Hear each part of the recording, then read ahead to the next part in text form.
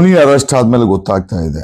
ಕಾರಣ ಹೇಳ್ತೀನಿ ಸ್ನೇಹಿತರೆ, ನಿಮ್ಗೆಲ್ಲ ಗೊತ್ತಿದೆ. A13 ದೀಪಕ್ ಅಂತ ಮುನಿ ಅಕ್ಕನ ಮಗ. ಅವನು ಮಾಹಿತಿಗಳ ಪ್ರಕಾರ ರೇಣುಕಾಸ್ವಾಮಿನ ಕೊಲೆ ಮಾಡಿದ್ದು ದರ್ಶನ್ ಅಲ್ಲ.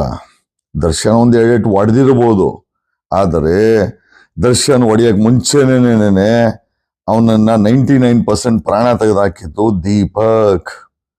ಯಾರು? ಮುನಿ ಅಕ್ಕನ ಮಗ. ಯಾರು ಇನ್ಸ್ಟ್ರಕ್ಷನ್ ಮೇಲೆ ಮಾಡ್ದ ಇದನ್ನ? ಮುನಿ ಇನ್ಸ್ಟ್ರಕ್ಷನ್ ಮೇಲೆ ಮಾಡ್ದ. ಮುನಿಗೆ ಏನಾಗ್ಬೇಕಾಗಿತ್ತು? ದರ್ಶನ್ನ ಮಟ್ಟ ಹಾಕ್ಬೇಕಾಗಿತ್ತು. ಯಾಕೆ ಮಟ್ಟ ಹಾಕ್ಬೇಕಾಗಿತ್ತು?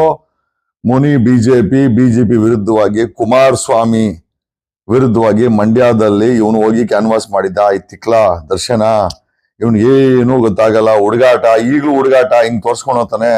ಹುಚ್ಚ ಇವನು. ವಿಜಯಲಕ್ಷ್ಮಿ ಆ ಜೈಲ್ಗೆ ಹೋಗಿ ಬುದ್ಧಿ ಹೇಳುತ್ತಾ ಇವನಿಗೆ. ನಿಜವಾಗ್ಲೂ ಹುಚ್ಚ. ಮಾಡಿದಿರ ಕೊಲೆ ಯಾಕೋ